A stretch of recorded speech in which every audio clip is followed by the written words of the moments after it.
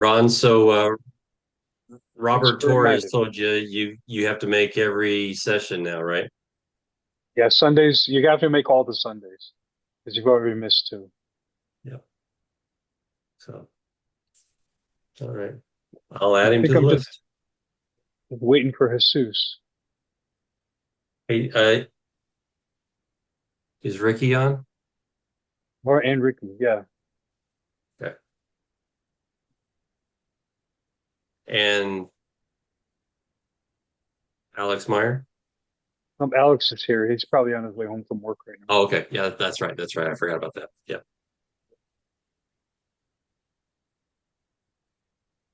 What's up, Howie?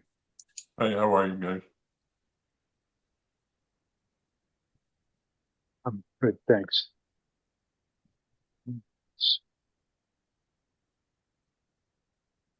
Yeah, Emilio, it just says it doesn't say your video's off.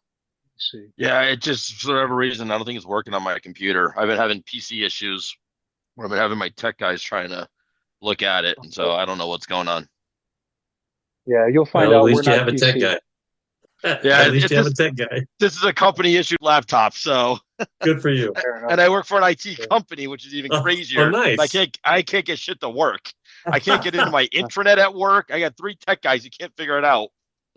What? Oh my The goodness. first thing they say, is it on? Yeah, exactly. No, I didn't All right. think about turning the power We're, on. we are still waiting on Ricky, and I don't know, haven't heard anything about him, but he did send the quiz in, so I'm gonna get started, guys. Okay. So, the quiz questions from last week, in general, we did better, but I asked for you guys to send them to me instead of just discussing them, so I know what our main talking points are going to be. And Jesus, do you mind putting your video on so I know that you're there, if you don't mind? Um, Alex, I know is driving right now. Thanks, buddy. Uh, so we're gonna go over the quiz first as usual. Oh, oh, beginning. So Ron, Wednesdays is a lot of me talking. If you got comments or questions, I'm more than willing to pause and let somebody else talk for a minute. You know. So here we had the 10 questions from last week. I think everybody got this one. Which is an act committed by the defense, which is an act committed by the offense. Pretty clear that obstruction, even though I got these upside down, but obstruction is always an act by the defense. I'm just done highlighter.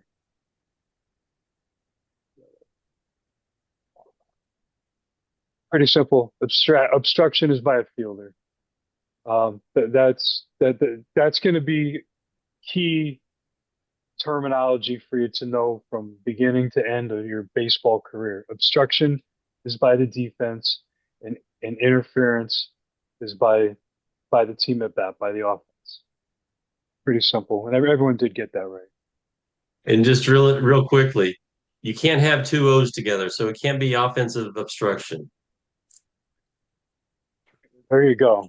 Yeah, if you can't remember it any other way, just say, okay, offense, it can't be obstruction because you can't have two O's together. Offense and obstruction. So it's offensive interference, defensive obstruction. I like having mnemonic. That Yep. definitely more. Yep. All right. So this one's a little less clear. For obstruction or interference to occur, there must be contact between the players. All right, what do you got, Jesus? I got true. It actually is false. So there's many times that there can be obstruction or interference, and and there's no contact at all. If there's a fielder in the way of a base runner and the base runner ends up having to go around, um, if you have a batter making a swing and and the catcher or the catcher, if he leans over the plate and the catcher has to adjust the way he throws the ball, it's interference. So don't think that there has to be contact between players for interference or obstruction to occur. It's just We'll go to the rule real quick. Okay, all we're talking about is impeding, hindering. Um, if at the time that a defensive player has the right of way and the offensive player interferes with that or interferes with that right of way, we're gonna have a we're gonna have an interference call of some kind. And it's the same the other way around. If the offense has the right of way and the defense hinders the runner, changes the pattern of play. I mean, think about this. Think about Alex Rodriguez um, yelling, "I got it," when he's running behind a third baseman and the third baseman lets the ball drop. Remember that play? That was offensive interference because he changed he confused the defensive player and made that happen. So we can even have a verbal type of interference. So very, very important to recognize that there does not have to be contact for there to be interference or obstruction. That's a key concept for us. All right, this one's pretty clear, I think. Alex, you want to try this one? You're muted.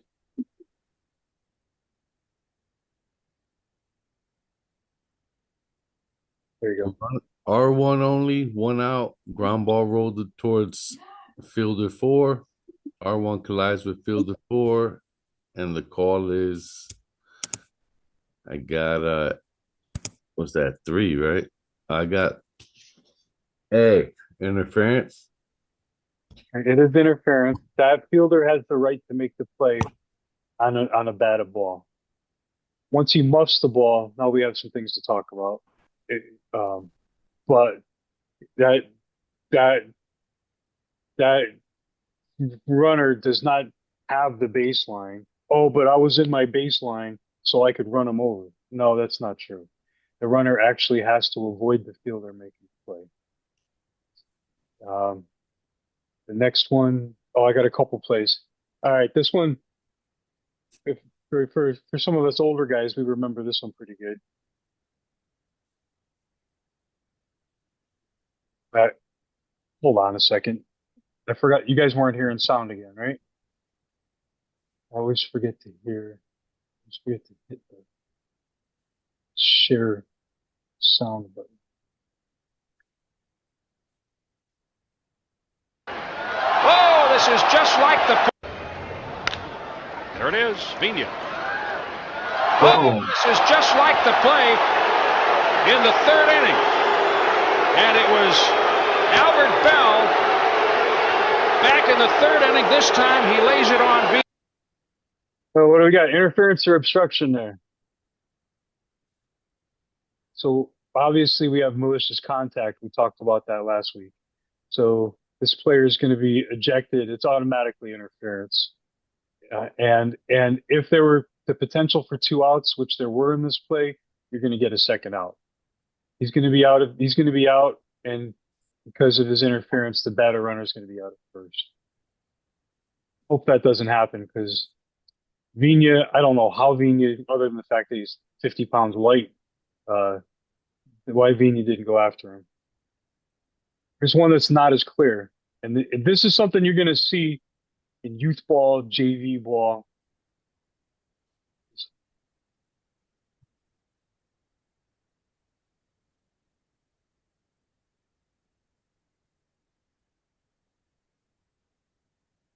That's interference. That runner was obviously doing what he was doing to interfere with the fielder's vision. We're going to call an out there, and we're probably going to get 2 outs on that one. He's going to be out for interference, and the batter runner is going to be out at first if you feel a double play was prevented. It's really clear to me, but it's not going to. It's something that a coach is going to argue about, and coach isn't going to get anywhere with you because you know better. So that one I want to show because you're going to see it. Some kid's going to stand in front of the ball and think that he can get away with doing that, and we can't allow that. the fielder has the right to an unobstructed play on the ball. They both win. All right, moving on to the next one. No runners, no outs. Batter runner hits a routine ground ball, single to left field. Batter runner rounds first base hard, has to avoid the first baseman, F3, then retreats to first base. Chris, what do you got in this? Chris O'Keefe, you with me? How about Emilio? I put B, delayed dead ball, award second base to batter runner. That's exactly right. Now, in other rule sets, I'm not going to go into what the rule is in other rule sets. In other rule sets, it will be different. And our key point in the high school rule here is that we have to award the obstructed runner a minimum of one base beyond the runner's position when the obstruction occurred. In high school ball, if that runner is obstructed, even if you think, well, he wasn't going for second, if he was obstructed, we're going to award him second base. High school ball is different than what you see on TV. It takes the judgment out of this play. There's no judgment. He was obstructed. Let the play finish. Time, you, second base. That was obstruction, you, second base.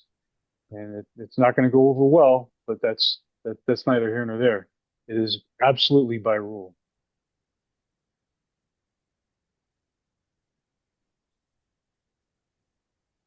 Okay. Let's see. Alex is busy still. Still no sign of Ricky, right? No. Riv, you want to do number 5? Yeah, if the first play by an infielder is thrown out of play, the award was that 2 bases from the time of pitch? I'm gonna guess A. That's exactly right. Now,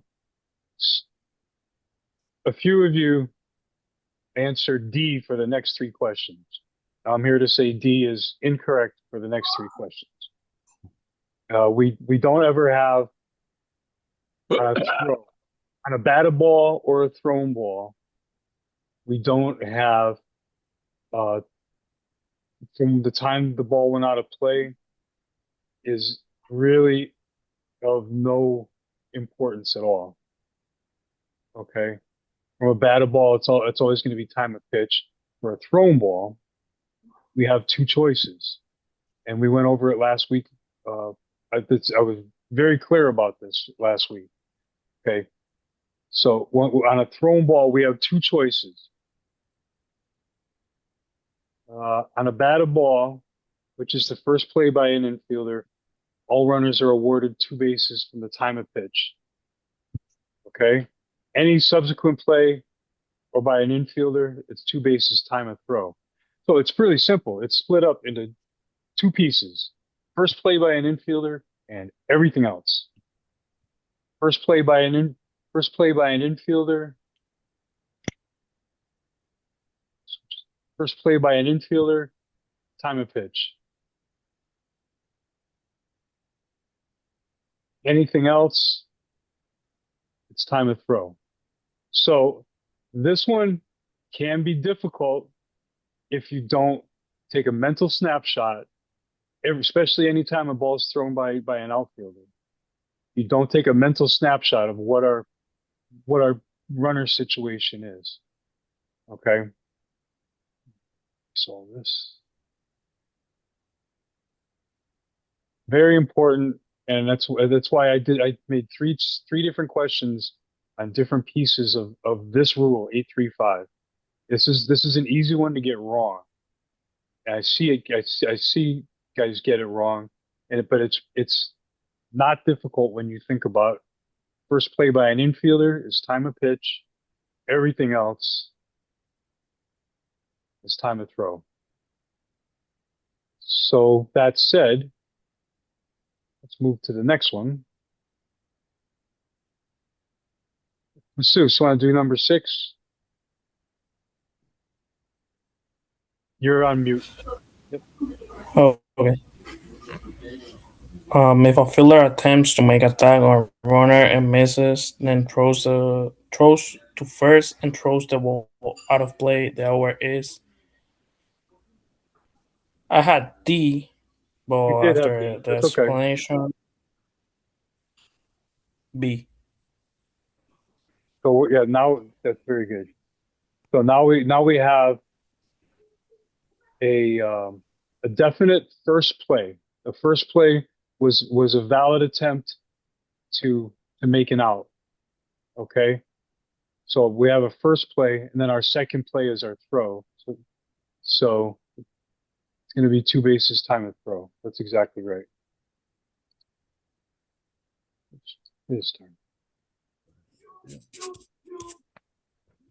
So this one will be 2 bases time of throw for the reasons I described a couple minutes ago.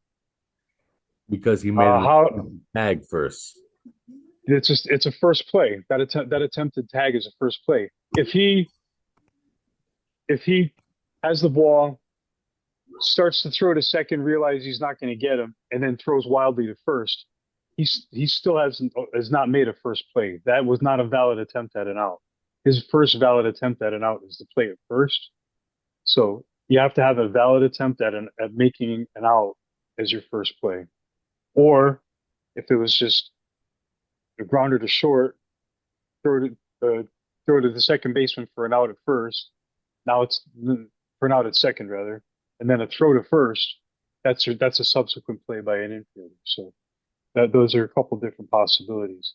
But in this one, there's a definite attempt at an out, and then a ball thrown out of play. So it's our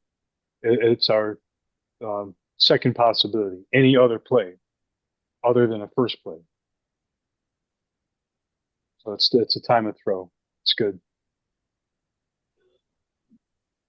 And let's see, Emilio, try number 8. Number 8. In the top of the first inning, Team B head coach loudly disagrees with a strike call. I chose B, warn the head coach.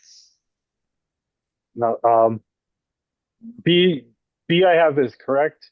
I would not say D is incorrect. D is probably taking it a step farther than we need to right off the bat. Let's look at the rule in the penalty section of our rule 331F. So this is the section, the second section of rule 331, where it's warning, possible ejection, warning, possible written warning, possible ejection, right? I'm here to tell you that ignoring the head coach on something that he's being very verbal on, I'm not ignoring that.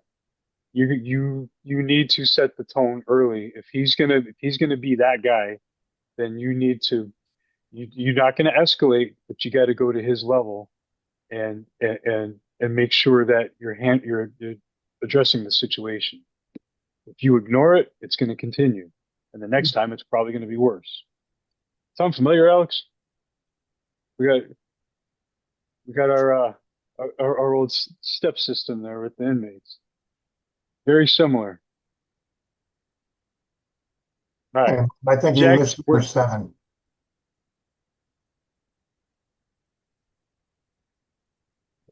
Let's see.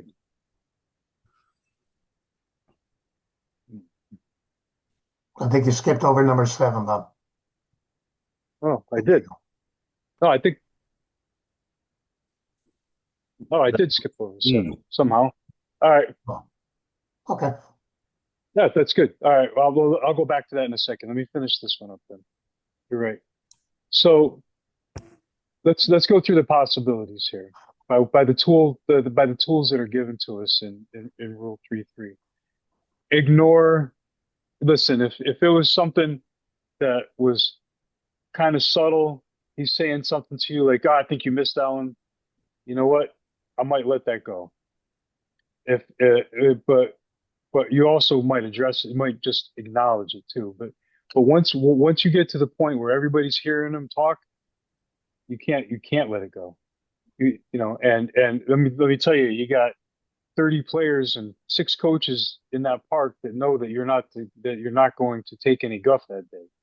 You know, you gotta handle your business. I would say warn is your best option here. Restrict, entirely possible, depending on the level of what he's saying. Eject, we're not at ejection yet. We're not there yet. I don't think anybody answered. Right. Let me go back to 7. Thanks, Frank. Evidently, I didn't put that in the animation. All right. Holly, number 7. Do you want to do this one? I don't think you saw it, but I know you can get this one. R1 and Holly- R2 batter hits the line drive to F7. F7 attempts to throw batter runner out at first, but throws the ball out of play. Would be B. Yeah, that's a time of throw. And why is it? Because the white arrow is pointing to it. That's why. That was easy. We're pretending that's not there. Oh, okay, got it. All right. Well, Greg, tell me why it's a 2-base time of throw.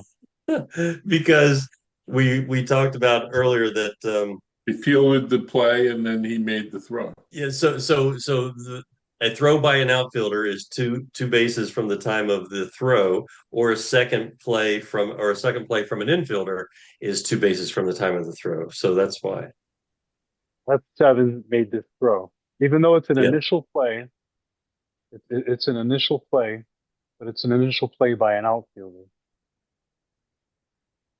So any throw by an outfielder is 2 bases time of throw. So it goes back to the simplified version is first play by an infielder and everything else. When we start doing this kind of stuff in the gym, you'll get a better feel of it. And when you get outside, you'll get a better feel of it. When it happens on the field, you'll be like, "Oh shit, what do I do?" And then you'll be fine with that. Okay, we did 8. 8 definitely has a little bit of leeway between B and D, but to me, B is the more correct answer. All right, number 9. I have to make a small confession. This is actually out of the college rule book. I got them conflated. Okay, but this is our interpretation in Connecticut high school baseball. Our interpretation is that the only sufficient the only sufficient verbiage to give a warning is this is your official warning. All this other stuff is just banter. I heard you, that's enough. I don't want to hear another word from you. It's just banter. When you write your report, because he got his warning and then he got ejected, and you try and say that you told him, I don't want to hear anything else from you, and then I ejected him when he said word, it's not going to fly. Not one more word, you're out of here. It doesn't fly. So this is your official warning, is your catch-all. Might sound robotic, but you can't go wrong by saying that. Okay, so it's actually it's straight out of the college rule book. I did get them conflated, but this is how we interpret it for high school baseball.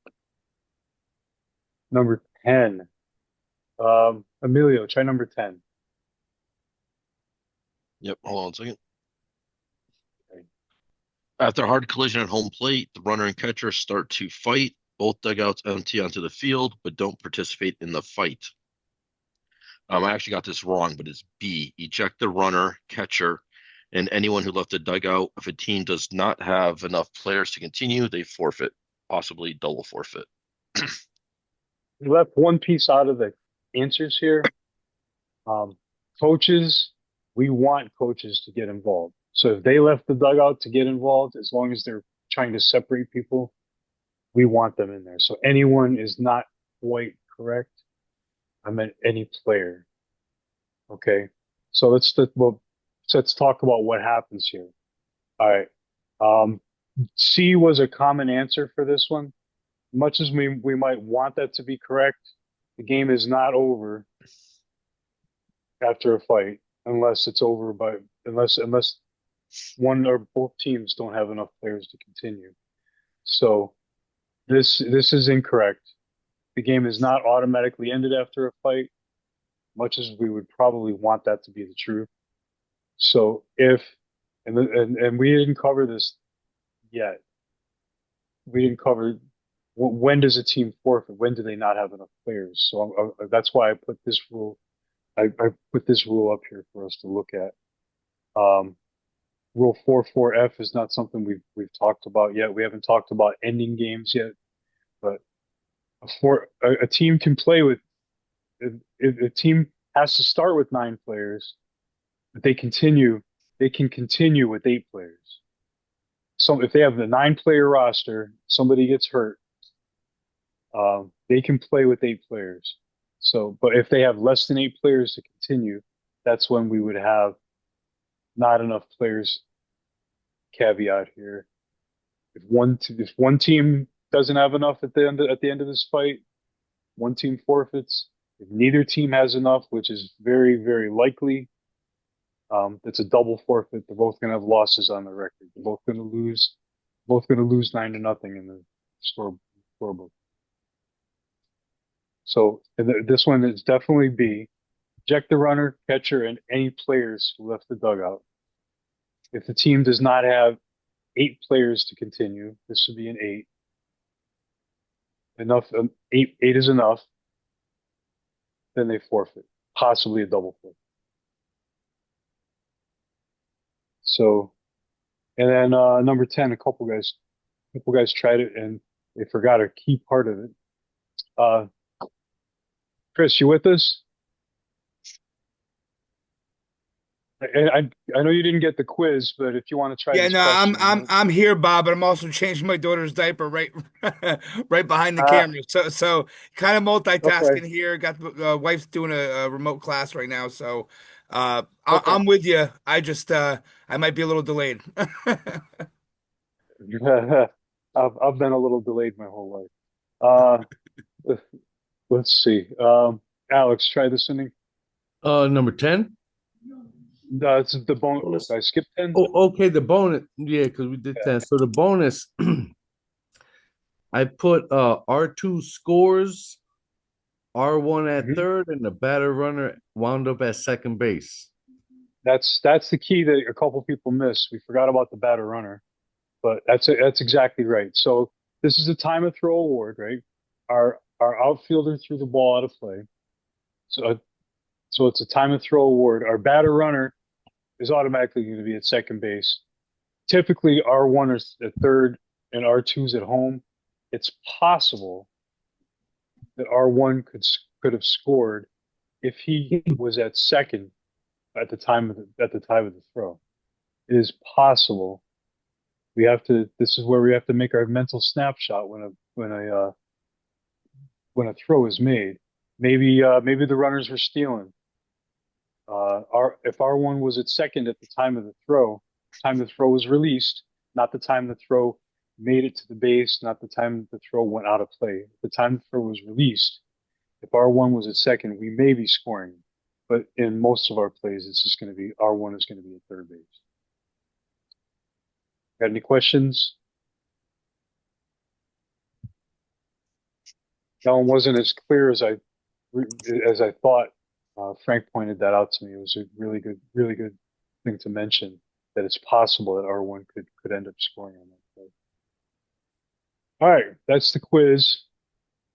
I really like going through these because it gives me a chance to cover things that may not have been as clear as I thought the week prior. Okay, make sure we understand that for base awards, time of pitch, time of throw. There are going to be times where it's going to be time of infraction, or there are a couple times when it's time the ball goes out of play, but it's not on a time of throw. We're going to talk about plate meetings and hello, hi Chris, that's your daughter. I haven't met her. We're going to talk about plate meetings, and we're going to talk about in class. You're going to talk about national anthem. I want to point something out here. just real quick about national anthem. We're not players. See all the players with their feet apart. We stand at attention for our national anthem. Heels together. We're on the lines. If it's a two-man crew, two umpire crew, we're at the corner of the box. Okay. And that's important to us. We have, a lot of your leadership here is ex-military. It's important to us that we do the national anthem correctly. And I know for a fact, Russell want to go over that in class, but I want to point that out.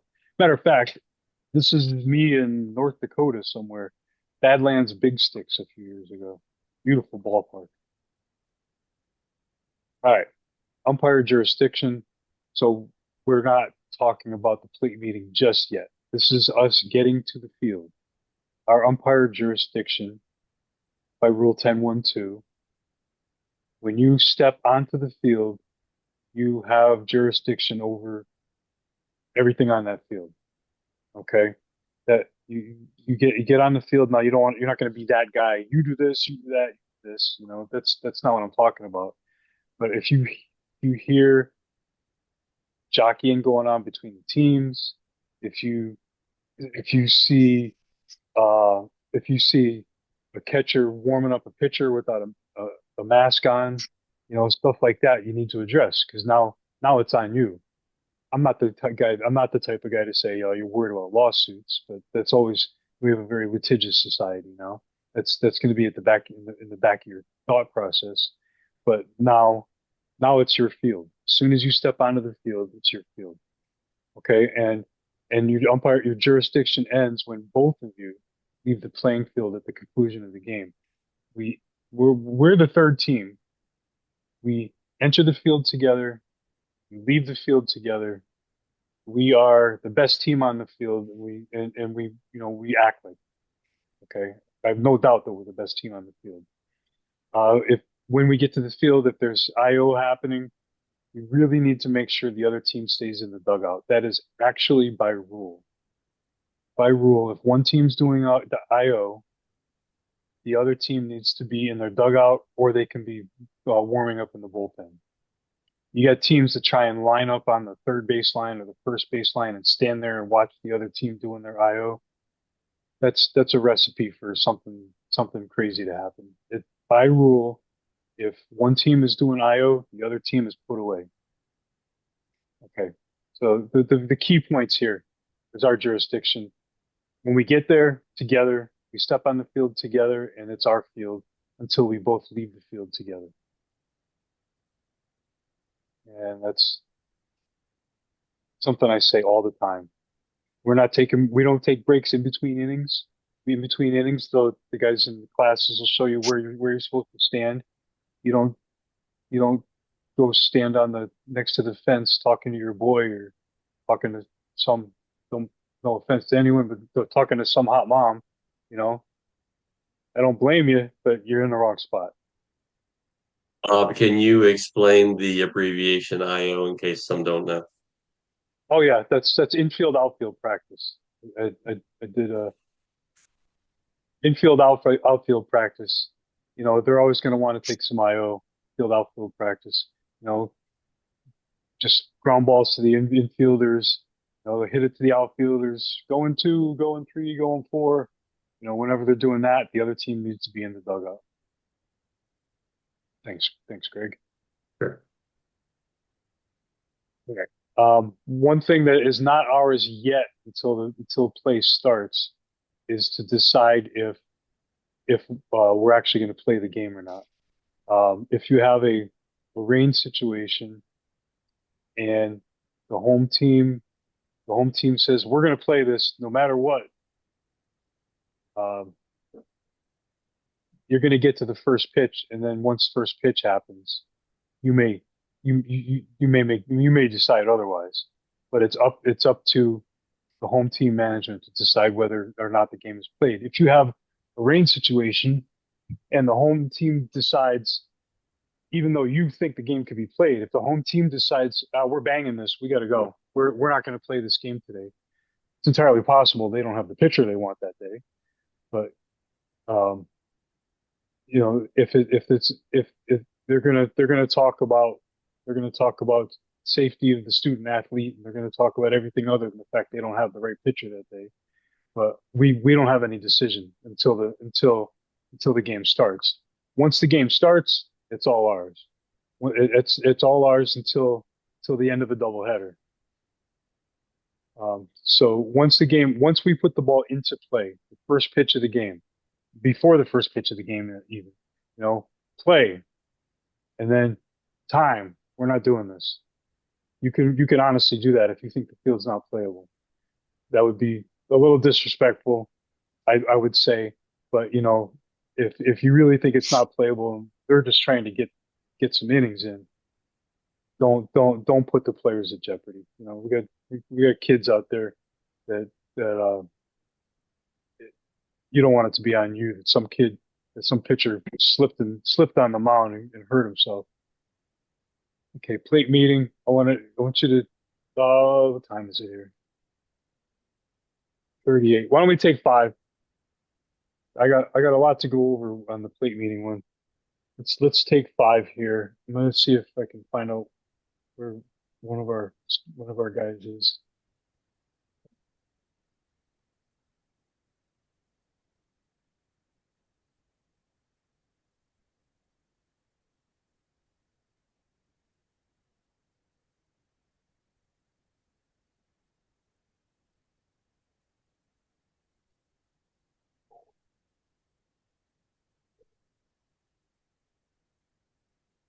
Hey, Greg. It's Chris. Are you guys doing any cage work at Sacred Heart or Yeah, Bob has the schedule, and let me see if I have it, I'll send it to you. I think I do. appreciate it? Yeah. Yeah, I sent a text on the training group. Okay. Yeah, I'll pull that up and I'll send it to Chris. Thank you. Chris, Sure. I'm gonna double check. Chris, I'm gonna double check with Coach Egan and see just to make sure that the schedule's the same. Thanks, Bob. Yeah, no problem.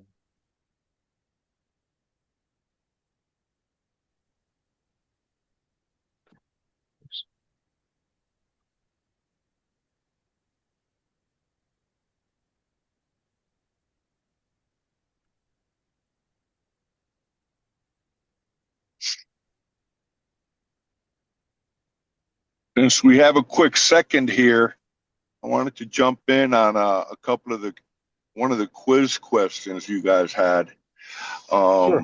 where you can actually interfere without touching someone, I guess, impeding them or making them move. So you're saying that, and I didn't know that, but you're saying that a runner can't trick the fielder, get in the way, not touch him, and he's going to be interfered on.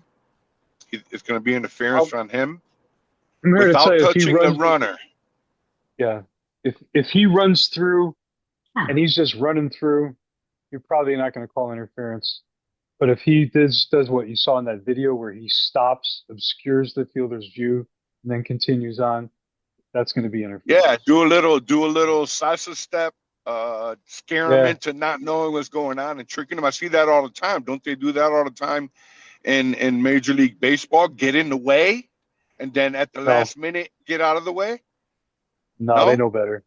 No, Major League, Okay. they know those ball players know that that's not allowed. Oh, all right. Um, Okay. Interesting. Yeah, You can't make the defender flinch. Really, you can't do anything to impede him, get in his way, in his line of vision. You can't do it. That fielder has the right of way 100% to the time he fields it to the time he releases the throw.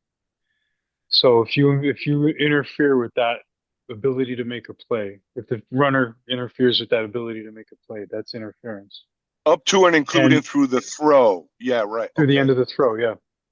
So and if like the Albert Bell one, if you and both of those videos actually, if you feel that that happened to stop a double play, you're going to get 2 outs. Mm-hmm. Oh, okay. Yeah. There was a play that made the rounds last summer. There was a ground ball hit the shortstop, and the runner on second reached down and just picked the ball up. He thought he was being slick. Like, hey, Oh, to prevent the double play. yeah. So he wasn't slick. They got the 2 outs. Oh, okay. Yeah, right. Okay. That's a you can't do that. It's a judgment. It's a judgment on the double play. Basically, it's a judgment on the double play, Well, or it's an automatic. It depends on the rule set. In high school, you have to feel that there were the 2 outs were possible, and obviously the you're going to lean in this scenario. Yeah, you're going to err towards the side of getting the 2 outs. And so in high school, there is some judgment element to it. It says may call the second out. In the pro rule, it's called willful and deliberate interference, and it has to be something that was specifically to stop the double play. But we're not, we're just running the high school rule. I'm here to tell you, I will never say you're wrong by getting the second out. It's I'm not saying to move the game along faster, but I'm saying, but he did what he did. He can pay the price. All right, let me go back. Let me start this again real quick. I think what I'm going to do here. No, I'll do my part first. So if you notice our positions at the plate meeting, as long as make sure everybody's back. Those 6.5 minutes, we should be back. Our plate umpire is at the point of the plate. Our base umpire is directly across from him, and both of our coaches are in the batter's boxes. That's going to be our position for our plate meeting all the time. If you got a pitcher warming up on the mound and the coach says, "Let's do this over on the side," I don't do that. I have my plate meeting at the plate. Actually, by our high school rules, both teams should be in the dugouts at the time of the plate meeting. So the fact that there's a team on the field is irrelevant to me. I could put him back, but I'm not going to be that guy. But I'm not going to move my plate meeting just to let the pitcher warm up. All right. There are a huge number of rule requirements at the plate meeting. Everything we do there is guided by the rule book. We have really 4 very specific things that we do at the plate meeting that we need to talk about. Okay. First of all is our exchange of lineup cards, right? Even JV and freshman games, we are going to have them exchange lineup cards. We don't do the book to book thing. This is just developmental ball. I don't like it. I think those coaches need to develop into varsity coaches, and I want my JV and freshman umpires developing into varsity umpires. So if you're just saying, "Yeah, I don't need your lineup cards," you're not helping yourself. So exchange of lineup cards, there's all these different rules that it goes by.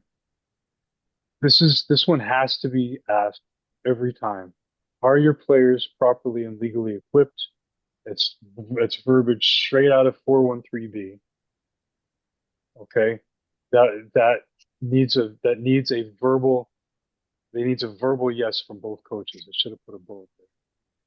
Then we have a confirmation of an expectation of good sportsmanship. There's really not a specific way to say it, but I always tell them, "Hey guys, this is scholastic baseball. We expect good sports from the top down.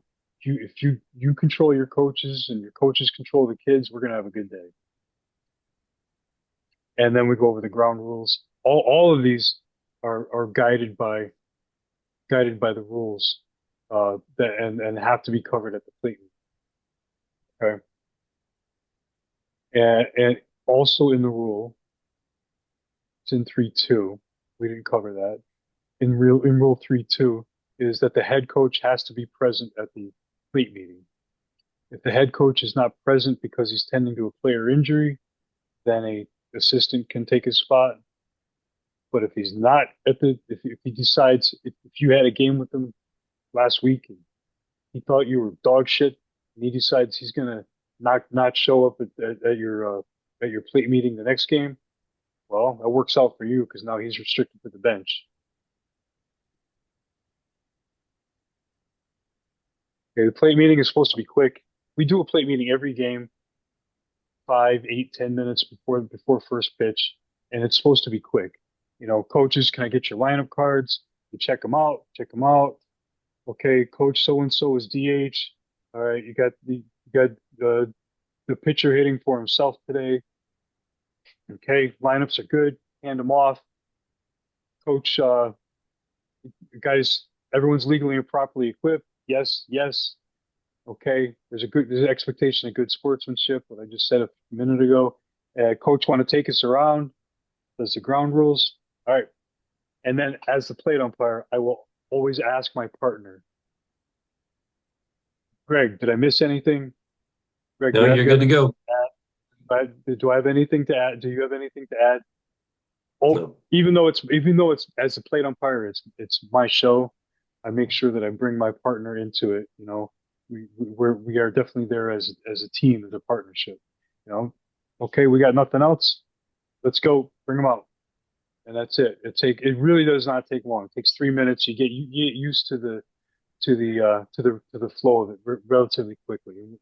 I know this is something that we'll go over in class. Let's see. We got our illustrious leader Russ at the plate here. This is at Rogers Park in Danbury, and this is a long time ago. This is when CBUAO was still doing the NECBL. This guy here, I almost ejected this year. That's the head coach for the what's that town in Rhode Island? Jesus, what's that rich town in Rhode Island? I can't remember. Newport? Newport, yeah, the Newport Gulls. He's the head coach of the Newport Gulls. He's off his rocker. I almost rejected him this year. I let him stay around because he's a good show. All right. I'm going to just reiterate some things from the last slide. 5 to 10 minutes before game time is our plate meeting. We're in the proper position. Again, same thing here with Russ and his partner, who I don't recognize. Russ is at the point of the plate. Partner's on the other side. Our coaches are across from each other in the batter's boxes. Plate umpire does all the talking. You will ask your partner. You should ask your partner at the end if he has anything to add. You know, maybe you missed something. Maybe you forgot to ask. Hey, are your players properly equipped? If don't take umbrage to it if your partner covers that for you. We're always professional. We're always courteous.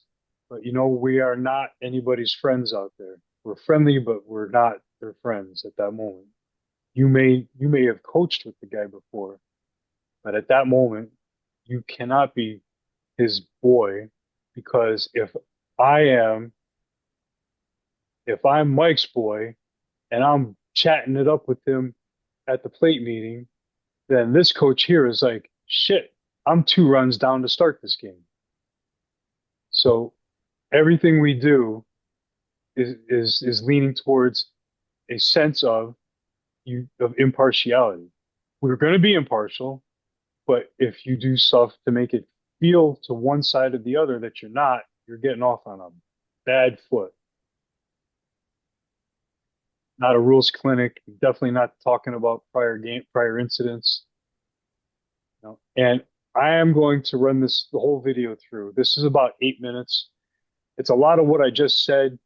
This fellow Patrick from Umpire Classroom, if you're not subscribed to him on YouTube, I suggest you do, and you could spend hours watching his videos. Really, really, really solid content. I want to say this is probably 8 minutes worth of video, and there's so much good stuff he covers here. But please pay attention to it. Week. Awesome, let's get started. The plate meeting is an iconic part of baseball. It happens before every game and is an opportunity for the umpires to use their professional appearance and demeanor to take control and authority over the game. Now, this starts with how the umpires present themselves going onto the field. The umpire crew for the game should always enter the field at the same time and from the same entrance going into the game. From the entrance, umpires should proceed directly to the home plate area. If the area is not available, for example, there's a team still taking infield, the umpire should go to the dirt circle area around home plate or stand close to it, waiting for the area to clear up. We should avoid congregating around a dugout, as well as avoid prolonged conversations with coaches or players. It's okay to say, "Hi, how are you doing?" but try to proceed straight to the plate. Don't spend a long time talking to one team or the other. If you know where the balls are for the game, it's okay to go pick those up before you arrive to your place in the dirt circle for the plate meeting. Normally, you'll be able to get these in the home dugout. Just remember, do not go into the dugout to get the baseballs. Have somebody, a coach or a player, hand them to you. And again, once you get the balls, don't loiter. Put them in your ball bag and go ahead to your position for the plate meeting. With a plate umpire, their position for the plate meeting is at the point of home plate in foul territory. The plate umpire should be waiting with their helmet off and any sunglasses removed if wearing them. The base umpire or base umpires should always stand on the opposite side of home plate towards fair territory, and again with their sunglasses removed as well. So to start, let's talk about how the meeting is addressed in the rule book specifically. Under Rule 2, which covers definitions, Section 10 specifically covers conferences. Article 2 covers the plate meeting, which it specifically refers to as the pregame conference. The rule specifies that the umpires, both head coaches, and any team captains must attend the plate meeting. And the rule specifically covers that it must be the head coach, and the head coach's failure to attend the plate meeting will result in their suspension to the dugout for the rest of the game.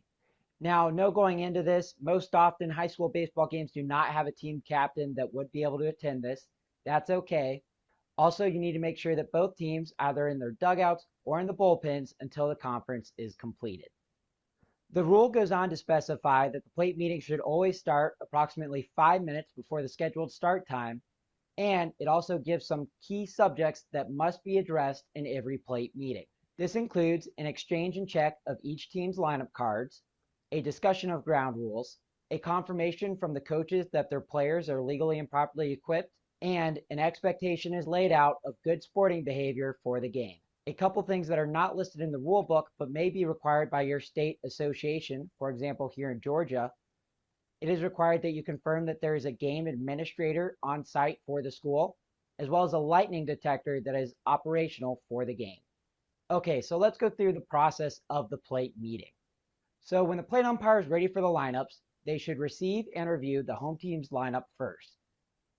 This can be done while the other coaches and umpires are talking. The plate umpire, when reviewing the lineup, should look for the right number of starting players listed in the lineup, a starting pitcher listed, if the team is using a DH or player DH, and if so, which player that is, a list of substitutes included on the lineups. If starters are among those on that substitutes list, they need to be crossed off by the coach before starting the game. All players have different numbers or names, and the copy being given to the opposing coach matches that the umpire is keeping for the game.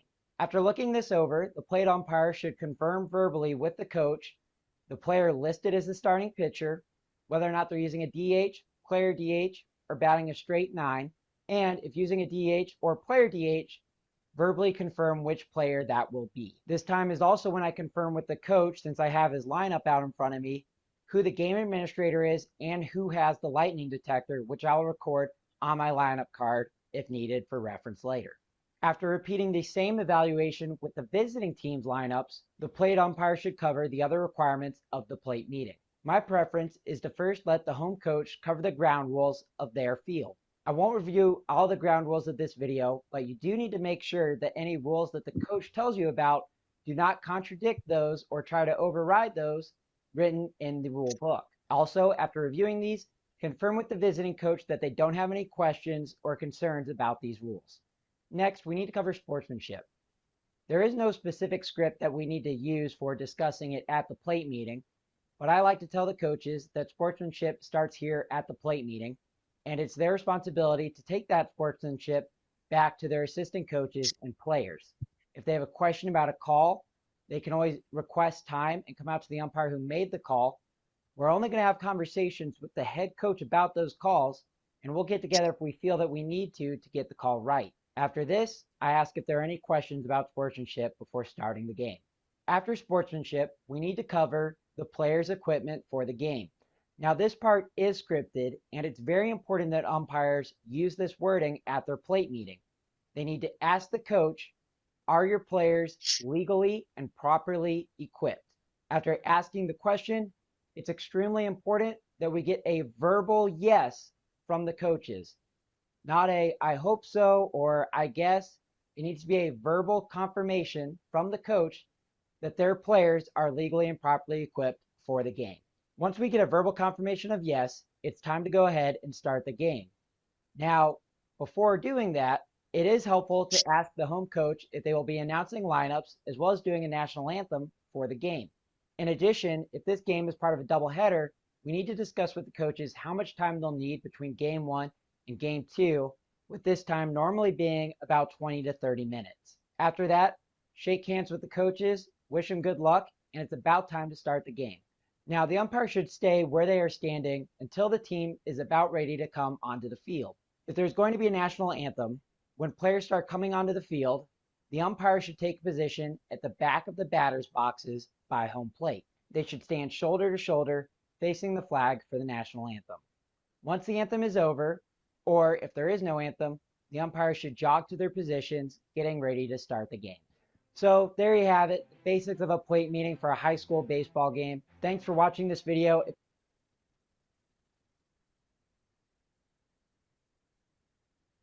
So that's a lot of information. It was basically a lot of reiteration of the things I said. Hopefully, we got everybody still with me here. How we doing, guys? Good. Okay. Good. All right. So yeah, there's definitely a lot of information there. I'm gonna start sending you emails.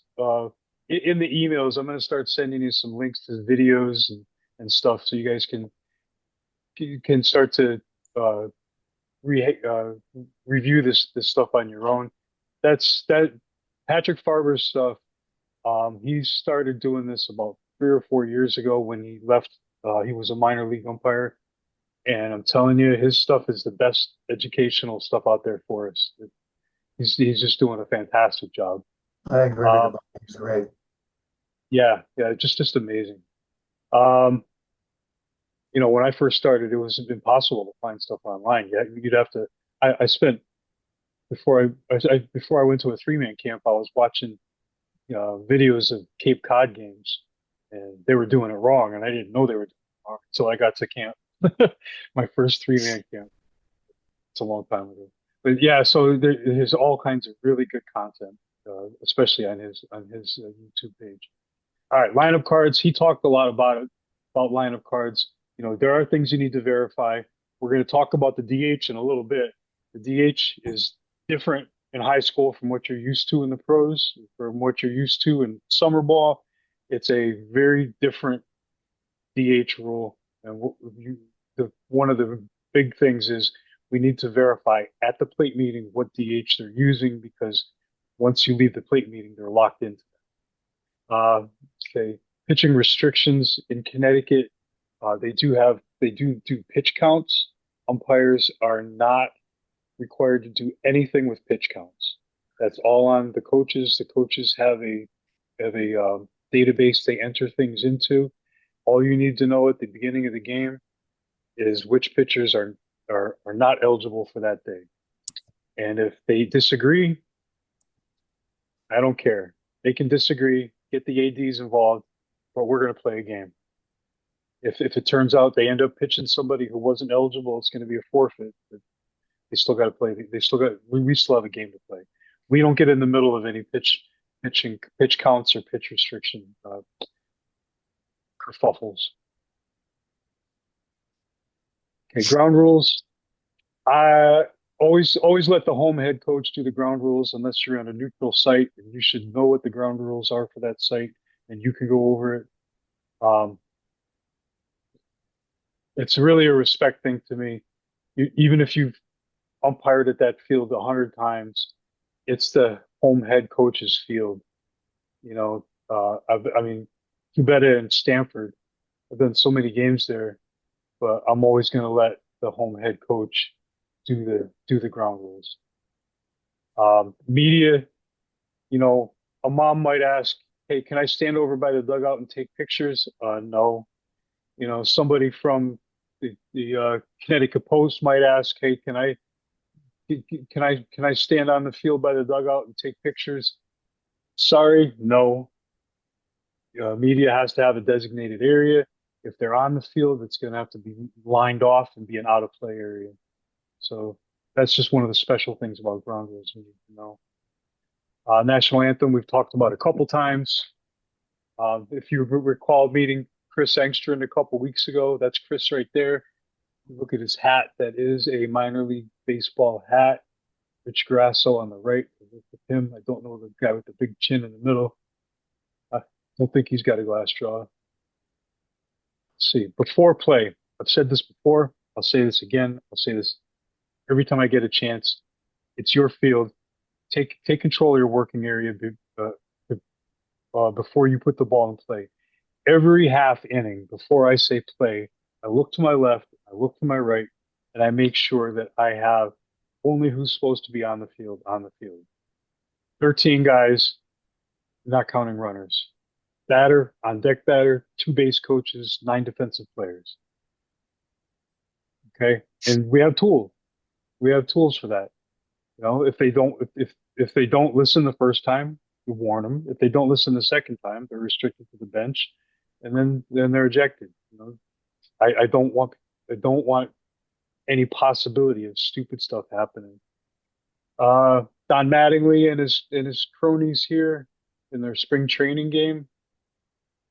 Hey, I'm not a pro umpire. I'm not going to say anything, but in our games, these coaches are not on the field. Coach, you got to bring the chairs inside, and they know they're going to be like, "Oh, you're going to be that guy today." I don't. Yeah, I guess I am. Coach, you got to bring the chairs in. Those chairs don't belong out there. These kids down here on the bottom, every single one of these kids and this coach need to get their behinds in the dugout. It's a pretty crappy little dugout, but we're not going to have potential of some overthrow at third base getting stuck in the middle of these kids. And now you got to figure out how to untangle a mess that never should have happened. Okay. I'm off my soapbox again. Substitutes in high school baseball. Substitutes in high school baseball are different. Where to start? Okay, well, we'll start with starting players. In high school baseball, starting players may leave the game. So, sorry, my mouse just went funky. We had a starting player that may leave the game, and somebody else came in for him. The problem with doing a cross out like that is they also may re-enter the game. So Abel, Baker, Charles, Daniels, they're in high school baseball. They all may leave the game one time and come back one time to any position. We're not worried about pitching positions for re-entry. So that's one thing that's different from any other game you've probably done, is that our starters, they leave once and come back once. But if Baker comes out of the game and then comes back in, he is tied to this second spot in the batting order. They always have to re-enter in the same position in the batting order. Substitutes, they can come in once and leave once, and that's it. So if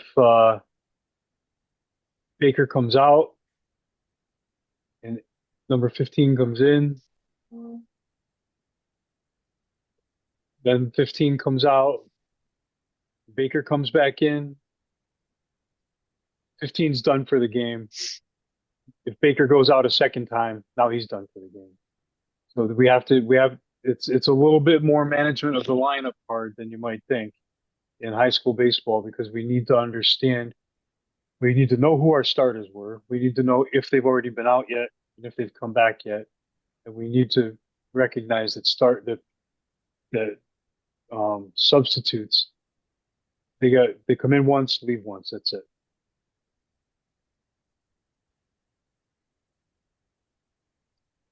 Once removed, substitutes can't re-enter. Okay. Now, when we look at this lineup card, when I look at, we haven't talked about DH yet, so I'm not going to talk about the DH part yet. But when I look at this lineup card, I'm verifying their lineup card. I'll show you a couple things that I'm looking for right off the bat. I'm looking to make sure that I have 9 positions. I've got a 1 through 9 here. We're not going to talk about DH at the moment.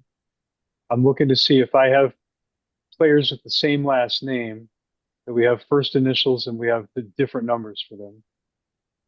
We want to try and take a quick glance and make sure we have no duplicate numbers. I'm here to tell you that if we have an issue with reentries and whatnot, names are what's important. Numbers are a courtesy. I got 2 Garcias here. I want to make sure they have different numbers and different first initials. I got 2 Abels here. I got to make sure I got 2 numbers and 2 different first initials. That's going to be important. You know, those are some of the things I'm looking for right away. 9 positions. I'm going to count 1 through 9 right off the bat. I'm going to make sure I got all 9. If he writes them down, you know, first base, second base, third base, I still got to make sure I got 9 different positions out there. So when I'm looking at a lineup card, when I'm taking it from a coach, and as Patrick said, we're going to confirm who the pitcher is, who the DH is, and possibly what kind of lineup they're using, what kind of DH they're using. We'll talk about that a little bit.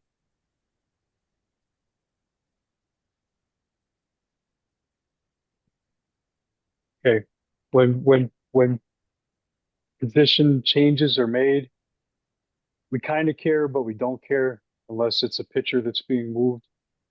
If they're going to swap their right fielder and left fielder, I really don't.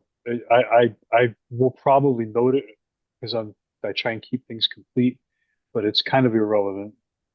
But the pitcher, there are some rules about when and if pitchers can come back to the mound or not. So if a pitcher's being removed, you know, we definitely need to know where he went to and who came into the mound, et cetera. And a player that's re-entering, say, we'll go back here. If Abel, who's our right fielder, if Abel came out of the game, he came back in the game, he does not have to come back to right field. He can come back to any position. They're not tied to a position. They're only tied to a spot in the batting order.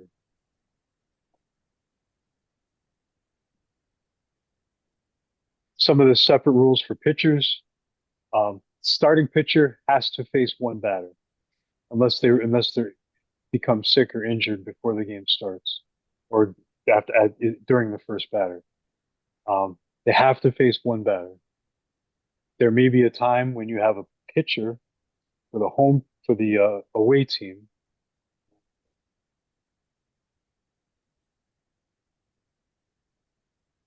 The pitcher for the home team may get rocked. I'll skip that. Sorry. Okay. If a pitcher does not if the pitcher that's listed on the lineup, the coaches go back to their dugouts and the coach says, "Hey, Jones isn't going to pitch. I'm going to switch him and Smith." That's okay, but that person that did not pitch to the first batter cannot pitch at all that game.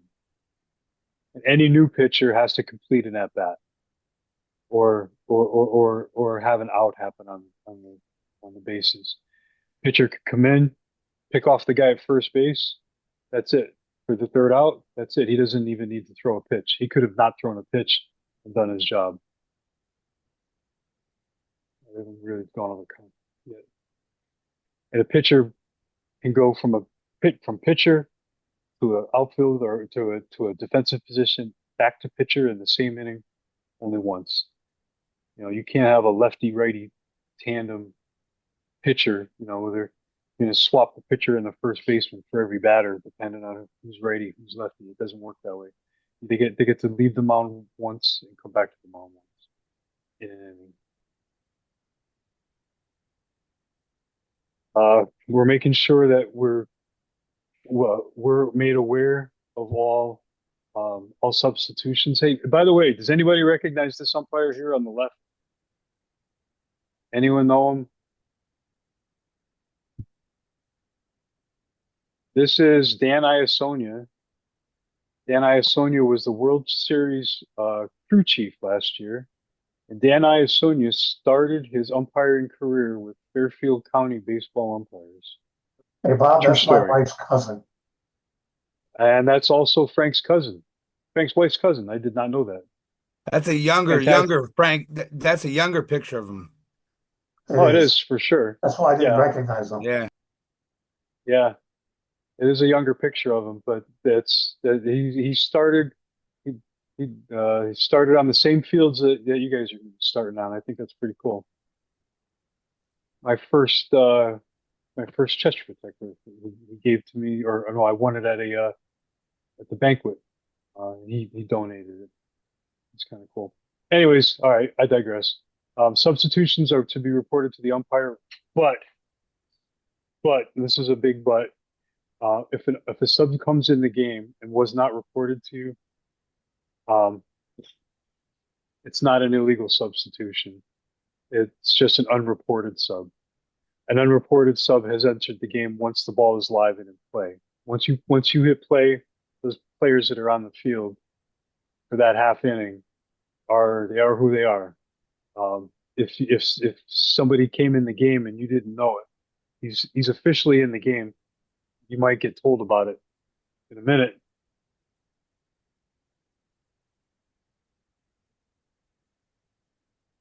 Subs can be made during any dead ball, except as we talked about before, pitcher must complete their first batter's at bat. And this was on the last slide. The sub has entered the game when the ball is made live play. If you have a shortstop or a second baseman that comes out and is goofing around and throws a couple pitches off the mound, no, that is not a pitching substitution. That kid just needs to go to his position. You're not going to say, well, you took a warm-up throw, now you're on the mound. You're just going to shoo him away. Coach, is he pitching? Get him out of there.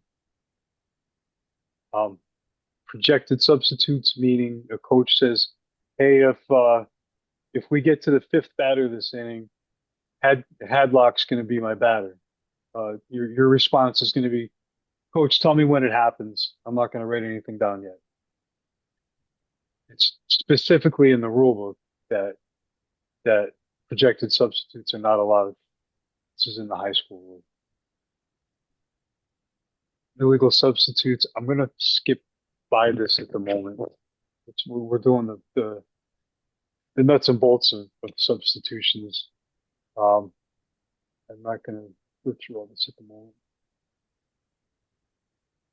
Because we've been on for an hour 15, and I got a subject that could, if I wanted it could take 2 hours to cover. I'm not going to do that. I'm not going to do that to you. Designated hitter. Anybody recognize this guy? Some Yankee fans out there should know him. He's the original. Is it Nettles? No. No. This is the first designated hitter in Major League Baseball. Bloomberg. That's Bloomberg? Ron Bloomberg. Wow. That's Ron Bloomberg, the first designated hitter. 70 something, 74 maybe.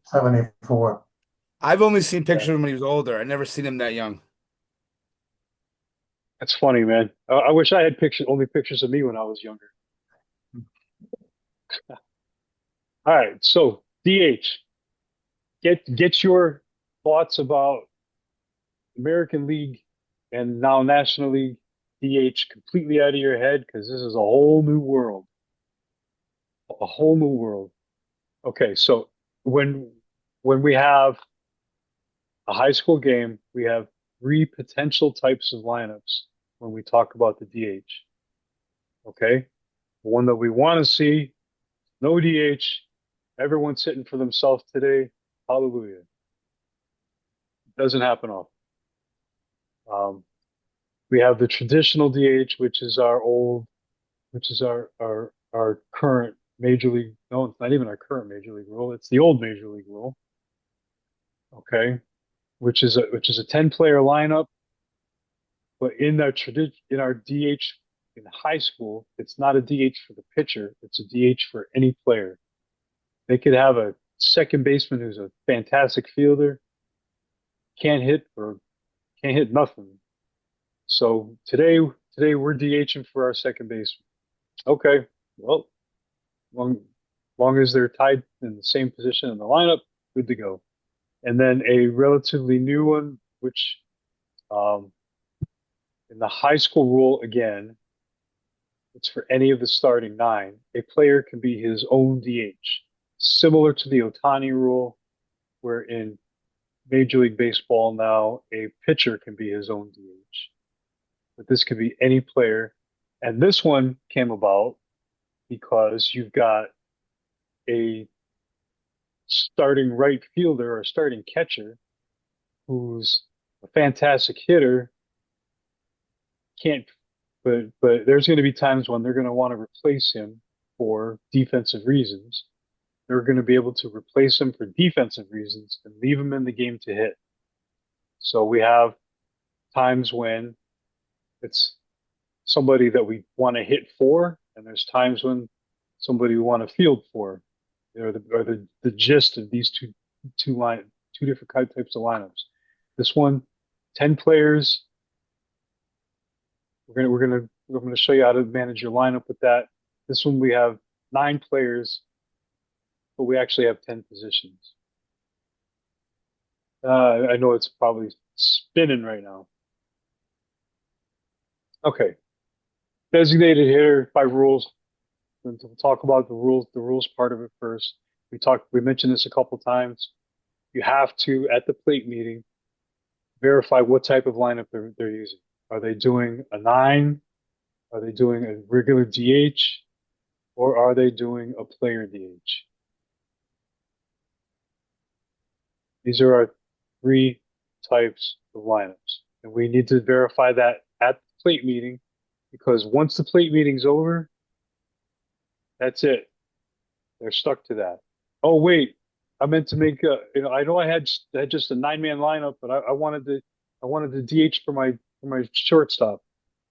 Not happening, coach. It's already locked in.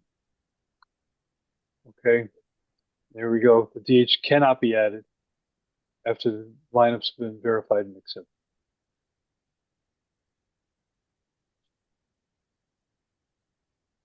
So the key point here to know,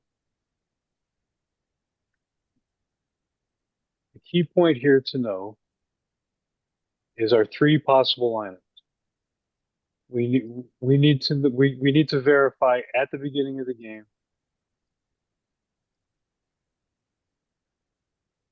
we have no DH. Do we have a 10-player lineup? Or do we have a 9-player lineup with 10 positions? And this one hasn't been used as often in high school baseball as I would have expected. I think some of the coaches are as confused about it as some of us are.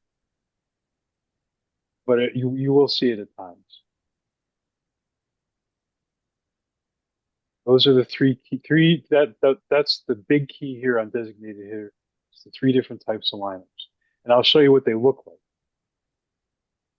Okay, on the left here, we're going to look at this lineup and we're going to know right away. We're looking at it and we see 9 numbers and we see no DH on there. Thank goodness. We got just a straight 9, nothing to worry about. Right? Straight 9, nothing to worry about right here. Well, I'm seeing a 1 through 9. Let's see. Anderson A and Anderson B have different numbers.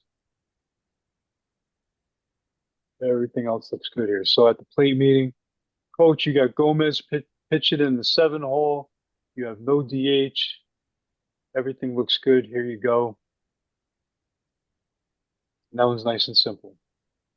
So then we go to number 2, and I'm seeing 10 positions with a DH. So now I know, double check, got a 1 through 9, 3, 4, 5, 6, 7, 8, 9, and a DH. All right, coach, you got Gomez pitching. He's in the 7. You're DHing Davis in the 4 for Jackson. This guy that's our number 10 player is who's being DH'd for. Sometimes they will write it over here, which I hate because now you just messed up my whole lineup scenario that I use. But that's okay. We know automatically from looking at this, I have 10 positions. I have a DH. We have a traditional DH lineup here. This person and this person are, for lack of a better term, they're married in this 4 hole.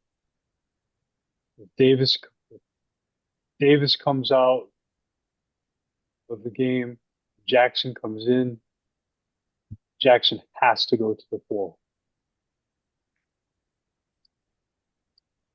And then the one that's been around in high school baseball 5 or 6 years now, still hasn't gained a whole lot of traction, but we know right away we're seeing 9 positions, and this guy is 2 positions. He's the catcher and the DH. What I do is I'm gonna write Davis here twice because I know that I have a Davis catcher and a Davis DH in the same position here. And if these 2 positions can be substituted for separately,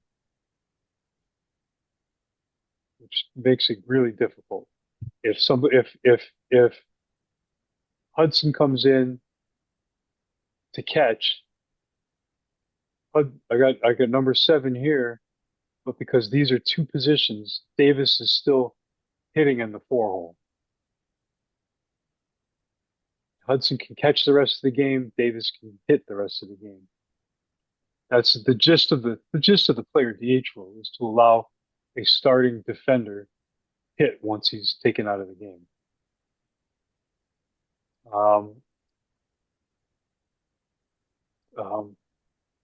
Patrick at Umpire Classroom has a couple really good videos on this. He gets really kind of deep into his lineup management, which I do differently, which you're going to do differently. You're going to do it in a way, you're going to do your lineup management in a way that you can understand, and in a way that if you hand it off to somebody who has to finish a game for you, that they can understand, or at least you can make him understand what it is you had going on there.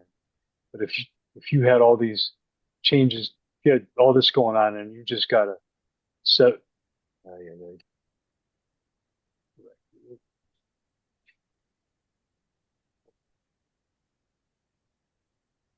Well, but if you're here and you just got a 7 here crossed out, you got a 20 here crossed out, and you got a 10-player lineup, you got a player DH lineup, you may not even remember by the time the resumption of a rain delayed game happens. You may not even remember what exactly happened there, and how are you supposed to tell somebody else that's going to finish the game for you what happened?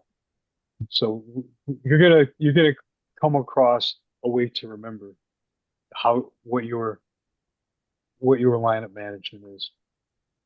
I'll tell you in a nutshell what I like to do is if a starter comes out, I will just circle him. That way I know that he's out, but he's available. Well, let me do a different player other than the player DH. If a player comes out, circle him, put the substitute here, and if once the sub comes out, and if the starter comes back in, I'm going to cross his number out. That means he's not eligible to come back. If he does come out again, and now Soto comes in. That's Soto, 20. So this one tells me 7's burned, 8's burned, 20 was still in the game.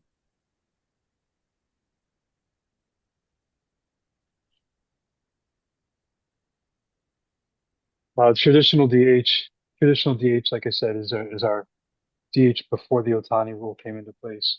You have 10 different starters in the game, which we saw here in the middle one. You have 10 different names actually playing in the lineup. Okay, like as I mentioned before, DH and the defensive position, they can both come out, both come back in. But they are locked into the same position in the batting. And there is not any chance that you can have, there is no level of substitutions that can happen where Jackson and Davis are on the field at the same time. There's no pinch running, there's no pitching position change, there's no anything that will allow this player and this player to be actually physically on the field at the same time.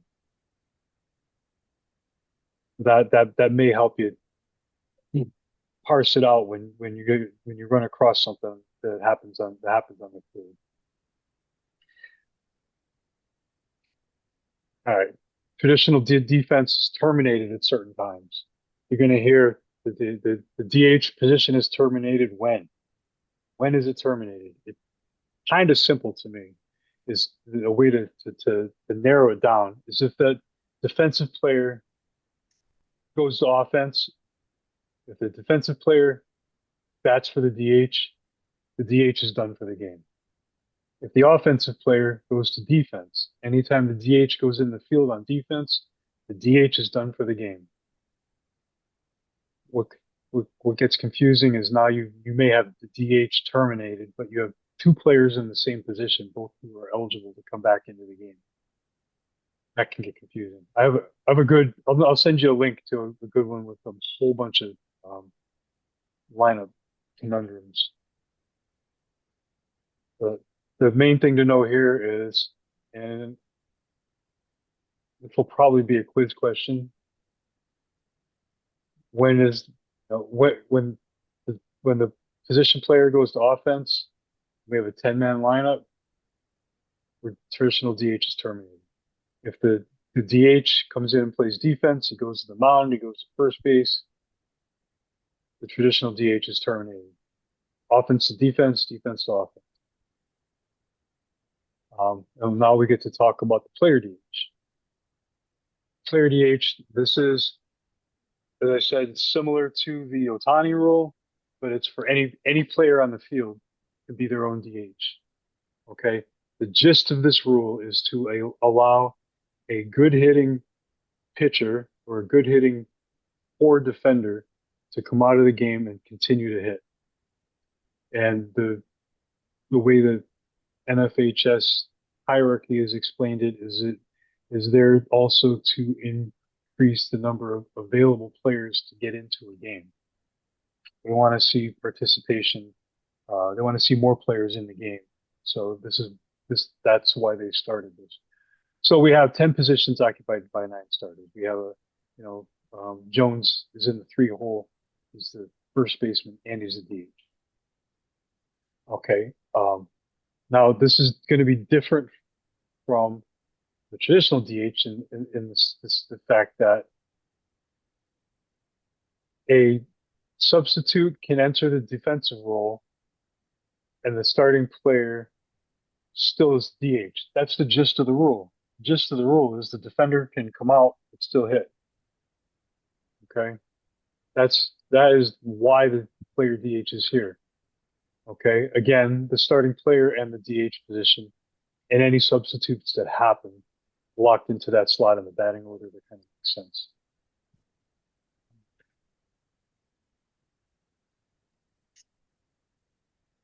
It's pretty simple to figure out when the player DH role is terminated. Anytime the DH is substituted for as a hitter, as a pitcher, anytime the DH is there to hit. If somebody else comes in to hit, the DH role, the DH position just goes away, completely goes away.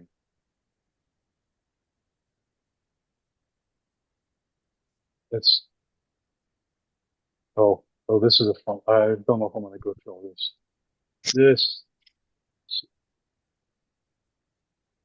Yeah, I might as well. Why not?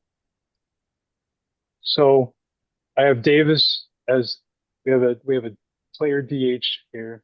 Davis is our catcher and is a DH in the 4-hole. Come on now. So I'll put Davis down here as the catcher because he's our defensive player. Our offensive player is up here on the top. Hudson came in for Davis. I'll put him in here. He came in for Davis to catch. Now Anderson came in for Davis as the DH. Now we got a conundrum. DH position is terminated, but we have Hudson and Anderson are now substitutes in the 4 spot. That means that Anderson's done for the game. Anderson has effectively been replaced. Now we have somebody else come in. He goes out. They make a pitching change. Really don't care. Now Davis came in and went back out. All kinds of crap can happen. You know, this is where you're going to need to figure out your own system. You got to understand the DH and how our high school substitutions work. Starters can exit and re-enter once. Substitutes can come in once, and then once they exit, they're done. So a starter can play 2 different times. A substitute can only play once. And just to make things even more interesting, this is a rule that we use in Connecticut. It's called the extra hitter rule. This is for sub-varsity, JV, and varsity only. I'm going to send this to you on an email. You should probably print it out. They can use an extra hitter in JV and freshman games. The extra hitter is literally just an extra hitter. They can terminate it at any time, but the extra hitter, if somebody's put in there in another spot in the lineup as an EH, he can't go in the field to field. And I'm going to send that to you. All right, that is actually my last slide for the day. I really covered 4 hours worth of stuff in, what time is it? Hour 40. I do have this recording, so I'm gonna put it up on YouTube. There's a bunch of stuff to go over there. Any questions, guys? I covered a crap load of stuff.